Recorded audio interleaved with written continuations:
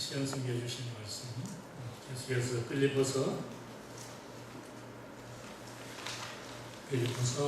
3장 1절에서 3절까지입니다.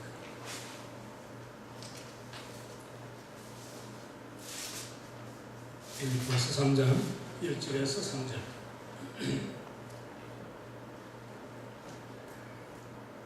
자, 우리 짧은 절이니까 같이 한번 천천히 한 목소리를 듣습니다. 시작. 정말로 나의 형제들아 주 안에서 기뻐하라. 너희에게 같은 말을 쓴 것이 내게는 소원이었고 너희에게는 안전함이라. 걔들을 삼가고 약한 자를 삼가고 손해를 삼는다. 하나님의 성령을 봉사하며 그리스도 예수로 자랑하고 육체를 시기하게 하는 우리가 곧 할례하노라. 아멘. 사랑하는 아버지 하나님, 이 아침에도 하나님의 말씀을 이 부족한 종이 깨어납니다. 하나님 성령으로 감동해 주시고 말씀 속에서 하나님께서 우리에게 하시고자 하는 말씀이 무엇인지 귀담아 듣게 하시며 말씀을 통해서 다시 한번 우리에게 도전이 되고 힘이 되는 능력의 말씀 될 수 있도록 은혜 내려 주옵소서. 예수님 이름으로 기도합니다. 아멘. 여러분 인사하실까요? 여러분 손잡으시고 사랑하는 성도님, 우리에게 참 좋은 일이 일어나고 있습니다.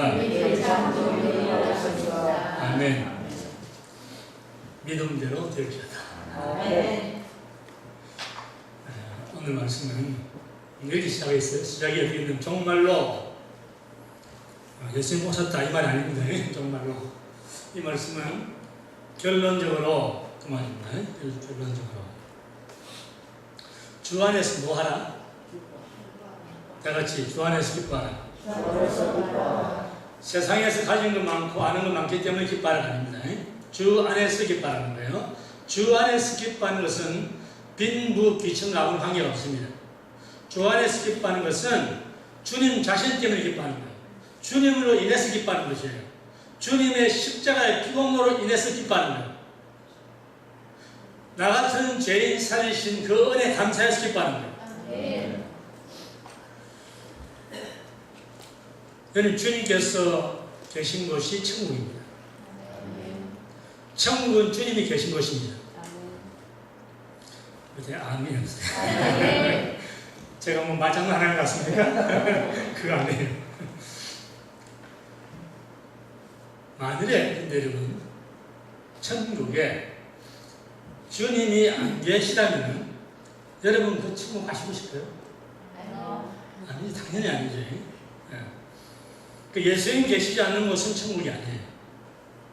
여러분 구원도 귀하고 영생도 귀중하고 천국도 좋고 다 좋은 것입니다.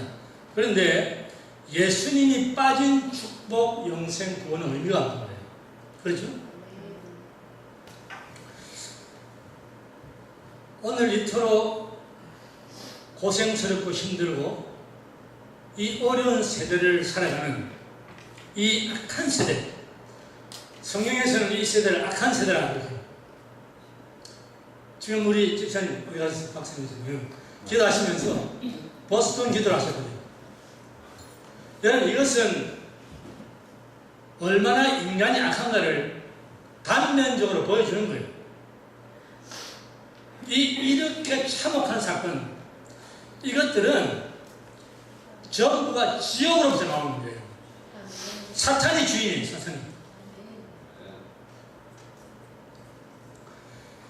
그런데 이런 지옥 같은 세상에서 우리가 기뻐할 수 있는 이유는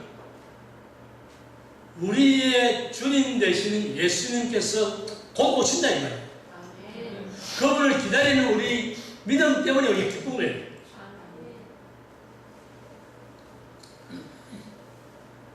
주님께서 오시는 그날 우리는 이 험악하고 타락한 세상에 더 이상 머무르지 않고 그분과 함께 새 하늘과 새 땅에 들어가서 그분과 영생하는 나라에 들어가는 거예요.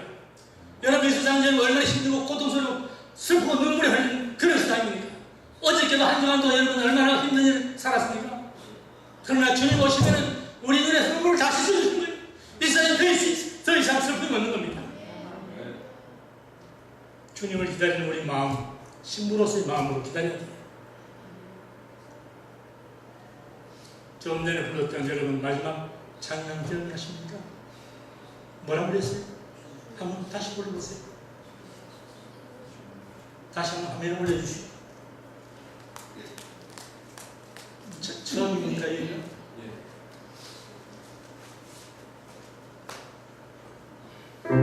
가사를 잘 준비하면서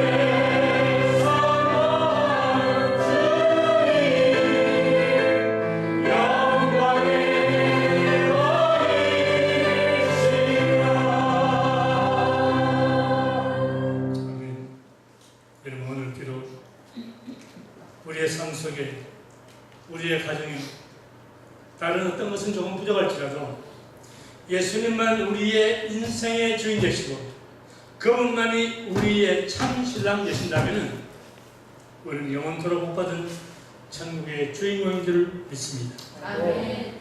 여러분, 화정적인 진통은 있어요. 사람에게 누구나.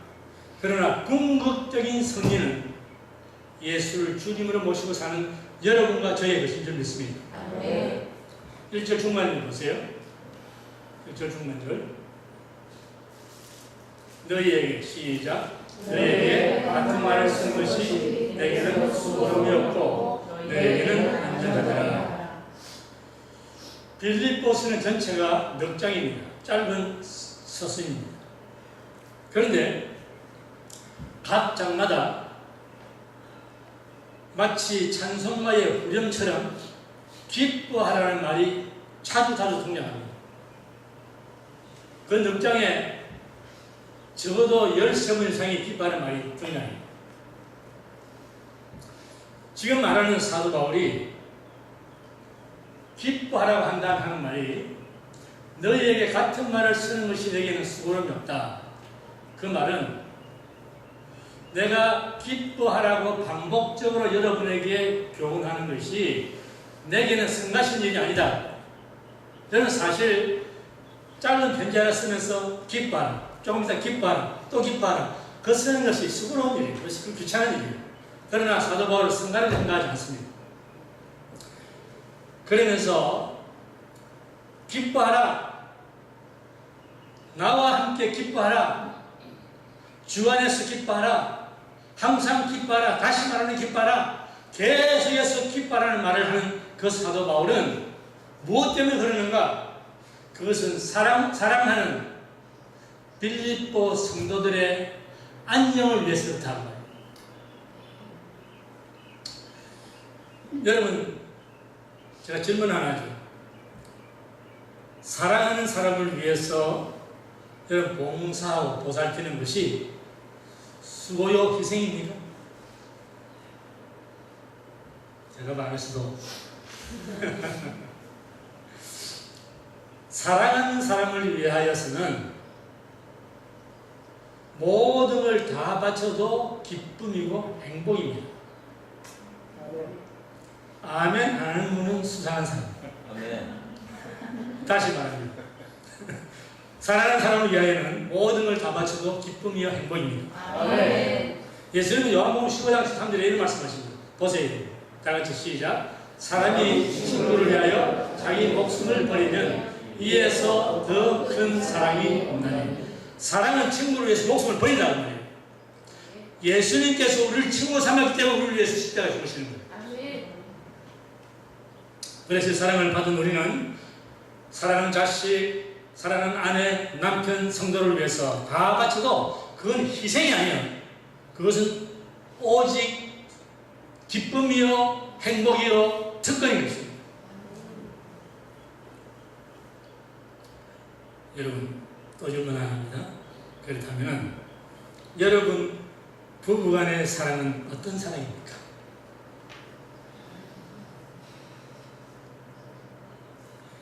일심동체적인 사랑입니까?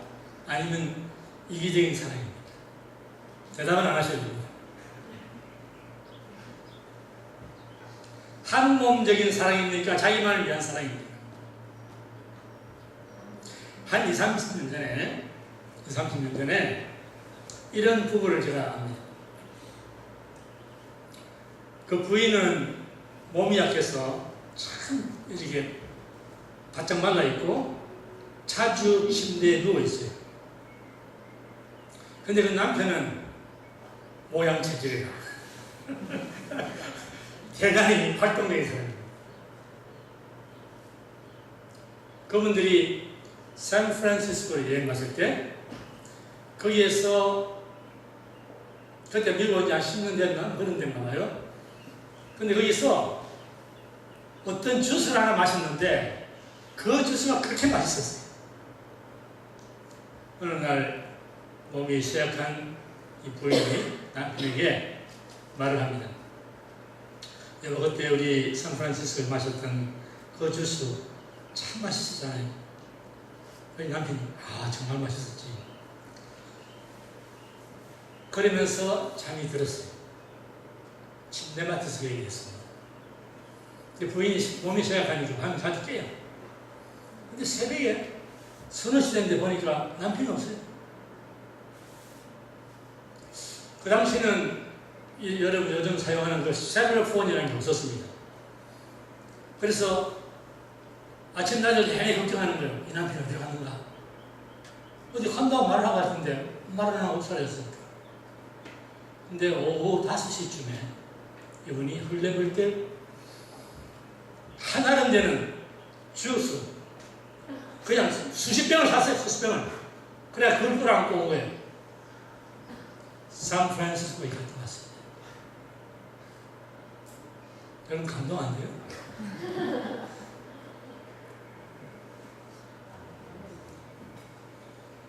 그 목사님은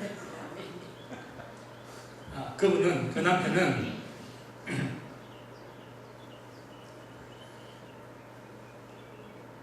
그 힘들게 주스를 사왔는데 그는 그것을 한 후에 많이 그렇게 벅차고 기쁠 수가 없어요. 내가 내 사랑하는 아내를 위해서 뭔가 할 수 있었구나. 그 생각 때문에 이번에 기쁨이 넘치는 거예요. 근데 그 아내는 그 주스를 눈물로 뻥뻥 채 마셨습니다.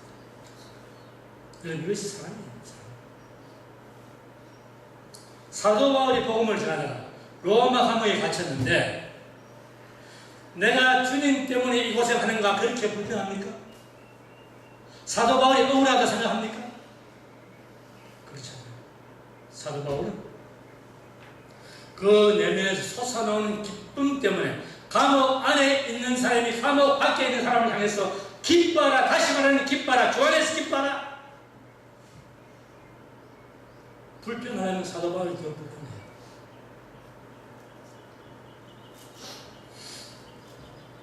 여러분 손잡아보세요. 다정한 모습으로 쳐다보세요. 사랑하는 성도님, 기뻐하면 복이 능굴째 흘러들어옵니다. 자기 가슴 톡톡 쳤어요. 나야 소문 만복네. 무슨 말이에요? 기뻐하면은, 기뻐하는 그 집에는 만복이 찾아온다 그 말이에요. 여러분 한자리 잘 모르는 분들이 많은데, 기뻐하라. 어떤 분은 기뻐하는 이유가 있어. 기뻐하지. 그러면 그거는 명령법이 아니지 감정법이지. 그거는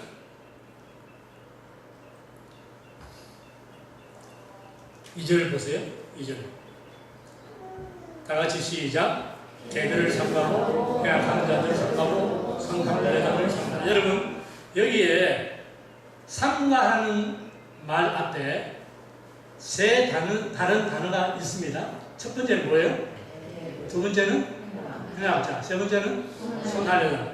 이것은 똑같은 부류의 사람을 세 가지 다른 표현으로 한 것뿐입니다. 개들, 행악자들, 손하려다는 똑같은 사람 누구냐? 율법을 지켜야 구원받는다 하는 할례주의야지. 자, 여기에 대해서 우리 좀 생각을 해야 돼요. 여러분, 유대인들은 이방인들을 개취를 합니다. 근데 개는 말이죠. 자기 밥을 실컷 배불리 먹고 나서도 다른 개밥을 먹으려고 또 싸웠던데요. 아주 개걸스러운 것이 개예요. 그리고 길거리 다니면서 더러움을 다 집어먹습니다. 그 개입니다. 그만큼 유대인들은 율법을 모르는 이방인들 개 취급한 거예요. 그런데 사도 바울은 말입니다. 여기에서 지금 무슨 말을 하고 있냐면은 빌립보 성도들이 예수 십자가의 보혈의 은혜로 구원받은 그들이 또다시 유대주의자들이 빌립보 교회에 와서 너희는 예수 믿는 것만으로 구원 못 받아. 율법을 지켜야 돼. 할례를 지켜야 돼. 그 손할례장이에요. 그 말이에요. 그렇게 말하는 그들을 향해서 너희가 이방인들을 개취급하는 너희가 바로 개다. 그 말이에요. 이건 조소하는 말입니다.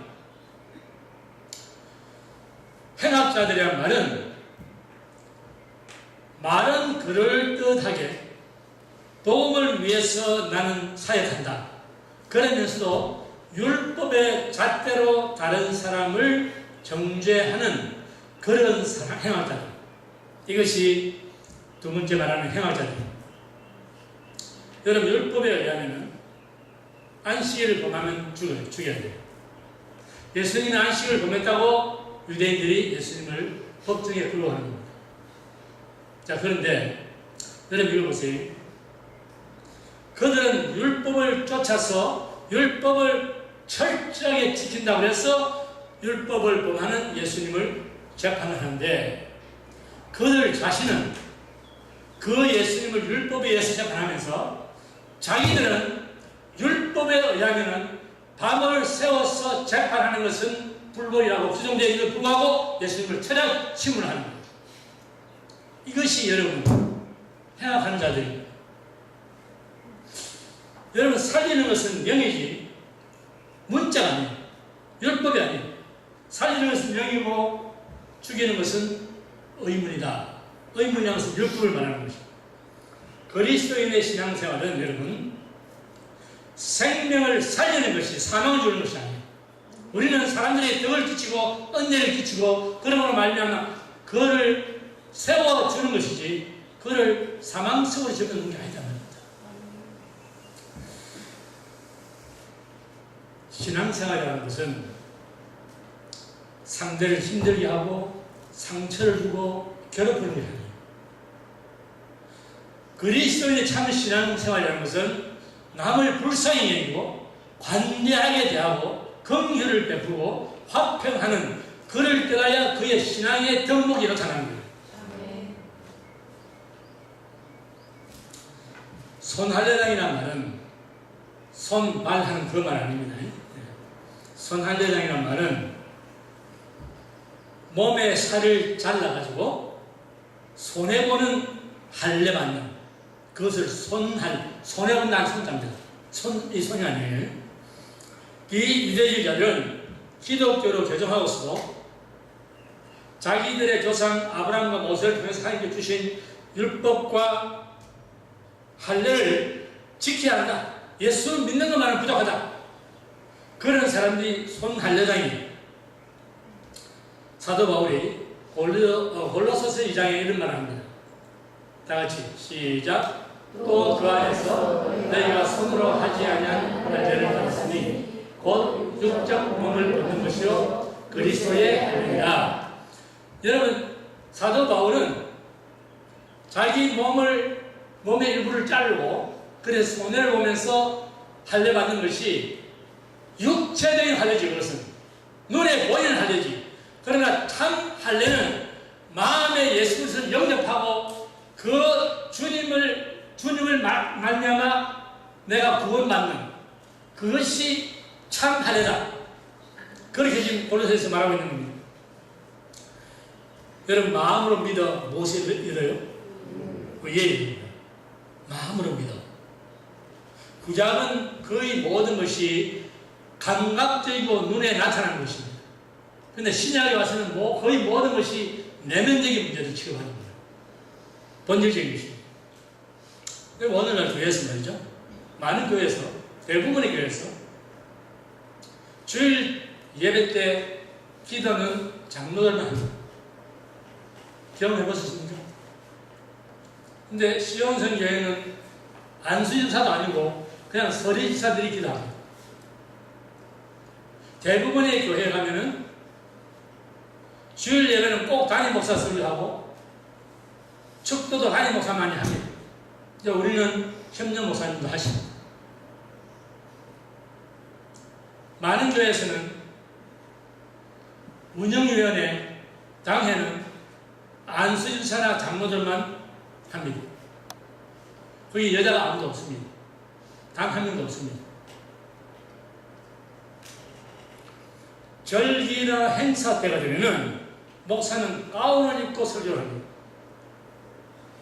여러분, 이 모든 것들이 어쩌면은 손할례장입니다. 왜 그러냐면은 베드로는 그의 첫 서신 베드로전서 2장 9절에서 예수 믿고 구원받은 하나님의 자녀는 모두가 만인 무엇이다? 만인 제사장이에요. 여러분 믿습니까? 네. 다같이 나는 만인 제사장이다. 나는 만인 제사장이다. 여러분, 만인 제사장 같으면 평신도나 목사나 똑같이 평복을 입는 거예요. 가운 뒤집어 쓰는 게 아니란 말이에요. 왜 여러분, 복음이라 하는 것은 어떤 때는 구약율법과 의식으로 갔다가 또 폐지할 때는 신약으로 그러는 것이 아니에요, 여러분. 그런 짜깁기 하는 것이 여러분 복음이 아닙니다. 갈라디아 4장 한번 보시죠. 갈라디아 4장. 다 같이 시작.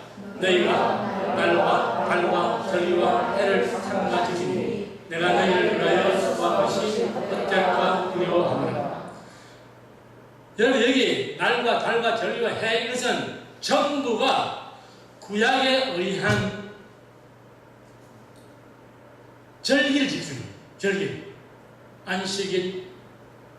물론 안식일도 이제 신약이 오면서 폐하여지지만 이런 것들을 지키는 것. 아직도 예수를 믿으면서 구약시대에 사는 사람들은 내가 너희를 위해서 수고한 것이 헛수고다. 그 말이에요. 어떤 교단에서는 예배당 안에 십자가는 없는데 예배당 밖에도 십자가가 없어.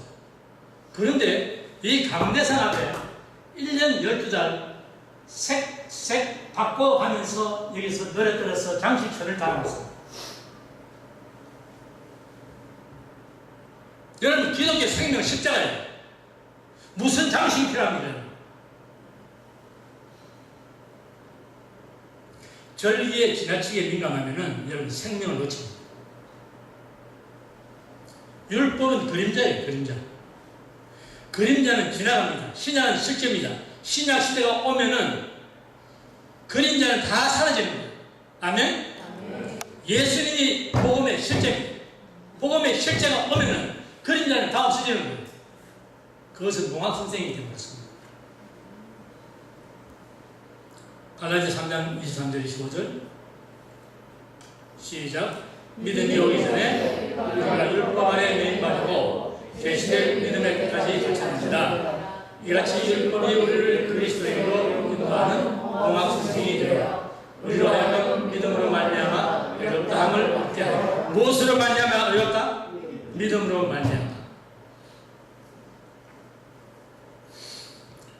개들을 삼가고 행악자들을 삼가고 손할례령을 삼가라는 이 말씀은 예수를 믿고 구원받은 후에도 율법을 지키려고 한다고 주장하는 자들에 대해서 사도 바울이 엄중한 경고를 보내는 것입니다. 3절은 오늘 시간이 아닙니다. 다음 주일날 하겠습니다. 자, 여기서 결론적으로 말씀을 드립니다. 바울이 말하는 개들도 가고 행악자들도 가고 손할례장도 갑니다. 그런가 하면 신앙에 와서도 교리도 가고 의식도 가고 전통도 갑니다.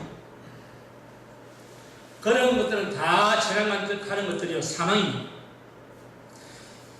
사도 바울은 로마서 8장에서 육신의 생각은 사망이요 하나님의 원수가 된다고 했습니다. 모든 것은 다 지나가는 그림자에 불과합니다. 그렇다면 여러분, 이 세상에 남는 것은 무언가요?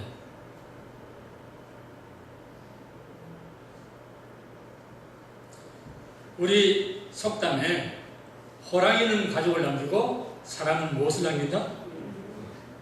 이 이름이 뭐냐 말입니다. 여러분, 모든 것은 다 지나가는데 그때는 죽일 놈, 살릴 놈 그러면서 자기 주장을 해준 것들 그것들은 다 지나갑니다. 그런 것들은 하늘나라는 아무 관계 없는 것들입니다. 그런데 오직 이 땅에 남는 것은 딱 하나 있습니다. 그것이 이름이라고 했죠. 그것은 그냥 이름이 아니라 하나님께 계수되는 사람의 이름입니다. 이 땅에 이름 명예는 다 없습니다. 이 이름은 박문정이도 아니고 황민규도 아닙니다. 이 이름은 오직 하나님께만 계산되는 이름. 이 이름은요, 여러분 이 세상에 돈 많은 물질적인 부자, 시간이 남아들어서 펑펑 마음대로 쓸 수 있는 그러한 시간의 부자들도 많이 있습니다. 그런데 백만장자이면서도 이 세상에서 가장 가난한 거지가 될 수 있고 주체할 수 없을 정도로 펑펑 남아도는 시간의 부자이면서도 가장 단명하는 인생도 있습니다. 남을 위해 돈 한 번 써보지 못하고 남을 위해 시간 한 번 내어보지 못하고 그렇게 살다 가는 사람은 모두가 거지요 단명한 인생입니다. 그러나 여러분, 불과 33년이라고 하는 짧은 세월을 이 땅에 살았지만 이 세상에서 가장 오래 살고 머리 둘 방 한 칸도 없었지만 가장 부유하게 살다 간 사람이 있습니다. 그분은 그의 모든 시간, 그분의 모든 것, 심지어는 자기의 생명까지 남을 위해서 내어주셨어요. 그분은 여러분이 잘 아시는 우리 주 예수 그리스도시죠. 하늘의 계산법은 오직 사랑에 의해서만 계수되고 사랑에 의해서만 평가됩니다. 그렇다면 이제 이 세상 모든 것은 다 지나가는데 이름만은 남는다 하는 그 이름은 무엇인지 밝히 드러났습니다. 살아생전에 이 세상에서 선한 일에 열심 내는데 내 돈 쓰고 내 시간 바친 사람의 사랑이라고 하는 그 두 글자는 그 사람이 남긴 이름입니다. 그리고 이 이름은 하늘나라에 영원히 기록되는 이름입니다. 기도하시죠.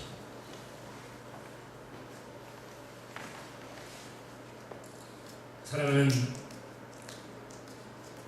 믿음의 권석 여러분, 이 시간 우리 한번 잘 생각해 보십시다. 오늘 사도 바울은 우리에게 무슨 말을 하셨나요? 세상에서는 참으로 예측도 못하는 끔찍한 일들이 발생하고